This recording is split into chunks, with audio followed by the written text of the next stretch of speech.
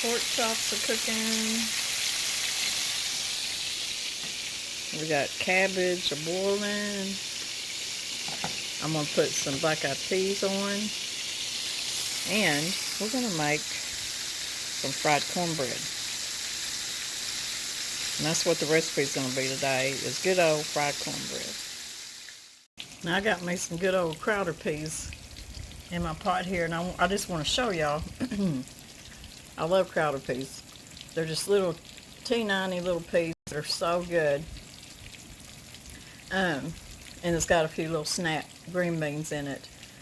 But I want to give you a little tip on how to flavor them up really good when you're cooking them.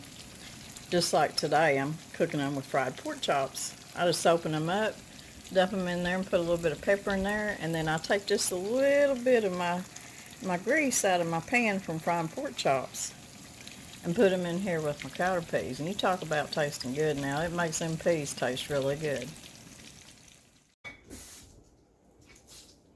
So I'm cooking up a little bit of supper tonight, and we're having, I'm going to make some fried cornbread. And I want to tell y'all the difference between fried cornbread, hoe cakes, or Johnny cakes. Fried cornbread is just more or less cornmeal and water. And then your hoe cakes and your Johnny cakes, or kind of like a pancake batter, but it's got cornmeal in it because it's got eggs, milk or buttermilk, and it's got leaven in it, some kind of baking powder or something in it. So that's the difference between fried cornbread, and some people call it hot water cornbread, and hoe cakes. So we're going to be making some fried cornbread to go along with our peas and our cabbage, and it should be good. So y'all hang around. Okay, we're going to make us some southern fried cornbread. Now, I know there's different ways of making fried cornbread, hoe cakes, or whatever. But this is the way we do it. And the one good thing about this is you don't have to have a lot of ingredients. So if you're stuck at home, can't get out, but you do have at least a cup of cornmeal, and it doesn't even have to be self-rising. It can just be plain old cornmeal. But what I've got here is a cup of self-rising cornmeal, and I'm going to put a half a teaspoon of salt. Now, even though the self-rising already has salt, I'm going to put just a little bit of salt in there just for flavor, because I like the salt in it. I'm going to stir that up a little bit. Now what I got here is just a little bit of hot tap water. It's not boiling hot, but I'm not going to pour it all in there at once, because you may not need it all. I'm just going to stir that up. Now there's no eggs, no baking powder, nothing like that in here. It's just easy, very frugal thing to put together for your family. They can eat this with, like we're going to have it with pork chops and peas and cabbage, but you can even have these with a little bit of syrup on them. Just whatever your heart desires. Now I want these to be to where I can spoon them up and fry it. So I didn't take that whole cup of water. Now tomorrow it may have took the whole cup. You just never know. Depends on the weather. Or just a little bit more, because it's probably going to soak it up good. So that's the consistency. Just like that. I've got my grease heating up. I don't like using that burner. It gets stuff way too hot.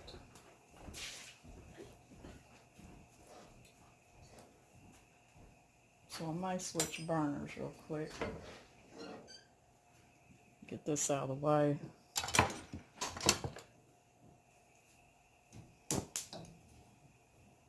I'm going to turn this burner off, and I'm fixing to switch over to this one.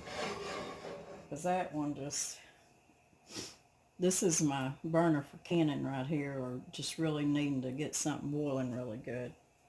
I'll tell you what, you fry a pancake on or something, it will burn it up if you ain't careful. So all we got is a cup of cornmeal, and I had a cup of water, but like I said, it didn't take all of it. And then a half teaspoon of salt. And you can leave that salt out. You can even put a little bit of onion powder in here would be good. And I have done that. You know what? It sounds really good to me. But, let's see. I do have a little bit of onion powder right here. I thought I was going to go hunt my big jar up that's in the pantry. I didn't want to have to do that. I must be having just a little bit of humidity going on in the house here lately because some of my spices and stuff. So I'm going to put a little bit of onion powder in there. That's just optional. But when I said that, I thought, you know, that'd be good. Almost tastes like a hush puppy, huh? I love hush puppies, homemade hush puppies. So that's all there is to that. And we're just going to drop them down in the grease and kind of flatten them out. I hope y'all can see that. Let me put y'all over here closer.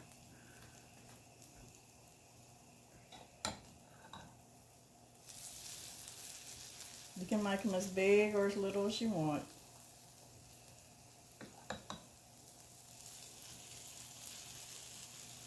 Oh, these are so good. Just slap you on some butter on a piece of that. Talk about good. So what you want to do is let the edges get really brown around the sides. And then we'll flip them over. You need to be careful flipping them too. You don't want to burn yourself. Always flip them away from you. Okay, they're starting to get brown. I'm going to flip it away from me. Just like that. Ooh, them look good. Just make sure your fire's not up too high because you want to get done in the middle. So we'll let those cook and get done, and then we're going to eat them. Easy peasy fried cornbread.